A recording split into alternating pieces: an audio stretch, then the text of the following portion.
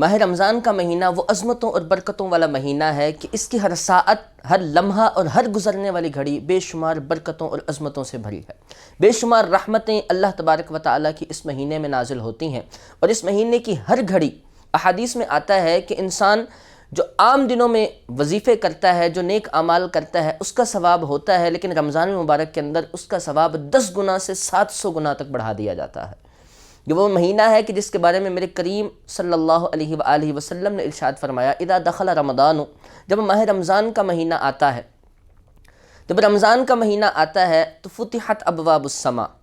آسمان کے دروازوں کو کھول دیا جاتا ہے، دعاؤں کے لیے آسمان کے دروازے کھل جاتے ہیں، رحمتوں کے نزول کے لیے آسمان کے دروازے کھل جاتے ہیں، برکتوں کے نزول کے لیے آسمان کے دروازے کھل جاتے ہیں، ملائکہ چھما چھم رحمتوں کو نزول لے کر، رحمتوں کا نازل ہونے کو لے کر اس دنیا پر آتے ہیں۔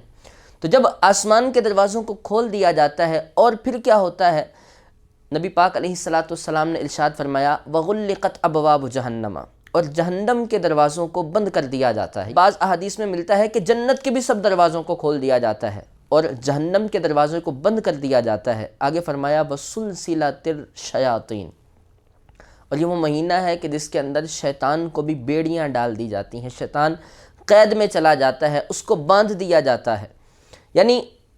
ایک مسلمان کے لیے، ایک نیک اعمال کرنے والے شخص کے لیے، عبادت کرنے والے شخص کے لیے بالکل عبادت کے راستے کھول دیے جاتے ہیں۔ وہ شخص کہ جسے عام دنوں کے اندر شیطان بہکاتا ہے، عبادت سے دور لے جاتا ہے، اللہ تعالیٰ نے اس ماہ رمضان کے مہینے میں اس شخص کو اس شیطان سے بھی دوری عطا فرمائی ہے کہ شیطان بھی اس سے دور ہو جاتا ہے اور وہ شخص چاہے تو کھلے دل سے عبادتیں کر سکتا ہے۔ میرے کریم علیہ السلام نے ایک اور حدیث پاک میں ارشاد فرمایا کہ ماہ رمضان کے اندر مجھے اور میری امت کو 5 ایسی خصلتیں عطا کی گئی ہیں جو مجھ سے پہلے کسی امت کو عطا نہ کی گئیں۔ وہ 5 خصلتیں کیا ہیں؟ فرمایا کہ جب رمضان کی پہلی رات آتی ہے تو اللہ تعالیٰ اپنے بندوں کی طرف نظر رحمت فرماتا ہے، اور جس کی طرف اللہ تبارک و تعالیٰ نظر رحمت فرماتا ہے اسے کبھی عذاب نہ دے گا۔ اور دوسری خصلت، دوسری فضیلت کیا ملی ان کو؟ فرمایا کہ روزے دار شخص بھوکا رہنے کی وجہ سے جب اس کے منہ سے ایک مشک آتی ہے، عجیب سی مہک آتی ہے، تو کہا کہ اللہ تبارک و تعالیٰ کو یہ مشک و عنبر سے بھی زیادہ محبوب ہے۔ فرمایا کہ روزے دار شخص جو اس ماہ میں روزے رکھتے ہیں تو دن رات ماہ رمضان کے اندر فرشتے رحمتوں کا نزول کرتے ہیں، دن رات فرشتے ان کے لیے دعائیں مغفرت کرتے ہیں۔ فرمایا یہ وہ مہینہ ہے کہ جس کے اندر اللہ تبارک و تعالیٰ جنت کو یہ حکم ارشاد فرماتا ہے، اے جنت تیار ہو جا میرے بندوں کے لیے، ان قریب میرے بندے دنیا سے تھک ہار کے تیرے پاس آئیں گے، میرے گھر میں آئیں گے۔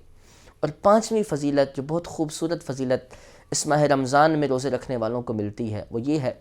کہ اس ماہ رمضان کی جب آخری رات آتی ہے تو اللہ رب العزت تمام کے تمام روزے داروں کی مغفرت فرما دیتا ہے۔ اس کے علاوہ بے شمار احادیث میں رمضان المبارک کے فضائل موجود ہیں۔ رمضان المبارک کا مہینہ اتنی برکتوں والا مہینہ ہے،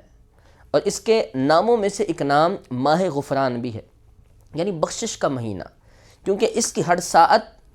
ہر گزرنے والی گھڑی کے اندر اللہ تبارک و تعالیٰ کئی لوگوں کو جن پر جہنم واجب ہو چکی ہوتی ہے، انہیں جہنم سے بخشش کا پروانہ عطا فرماتا ہے۔ دنیا کے اندر مسلمان ہم آئے اور ہم نے بہت سے رمضان پائے، ہو سکتا ہے یہ ہمارا آخری رمضان ہو، آئندہ ہمیں کبھی رمضان نصیب تک نہ ہو۔ میرے کریم علیہ السلام کا یہ معمول تھا کہ جب رجب کا مہینہ آتا تو آپ یہ دعا فرمایا کرتے تھے، اللہم بلغنا رمضان بصحت و عافیہ، اللہ مجھے رمضان سے ملا دے، صحت و عافیت کے ساتھ ملا دے۔ اور صحابہ کرام بیان فرماتے ہیں رضی اللہ تعالیٰ عنہم، جب رمضان کا مہینہ آتا تو آقا کریم علیہ السلام اپنی عبادتوں کو اور بڑھا دیا کرتے تھے، صدقوں کو بڑھا دیا کرتے تھے، نوافل عبادت کو بڑھا دیا کرتے تھے۔ تو رمضان کا مہینہ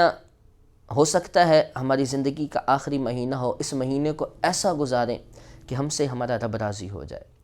ہر وہ خصلت اس مہینے میں ہم اپنے اندر داخل کر لیں، اپنے آپ کو ہر اس اچھی صفت کا عادی بنا لیں کہ جو ہمیں پورا سال ایمان کے ساتھ، اسلام کے ساتھ زندگی گزارنے پر مددگار ثابت ہو۔ اللہ تعالیٰ آپ کو مجھے یہ ماہ رمضان خوب برکتیں حاصل کرنے کی توفیق عطا فرمائے، اور اس ماہ رمضان کے اندر اللہ تعالیٰ ہمیں اور آپ کو اپنی عبادت کر کے اللہ تعالیٰ کو راضی کرنے کی توفیق عطا فرمائے۔ آمین بجاہ النبی الامین صلی اللہ علیہ وسلم۔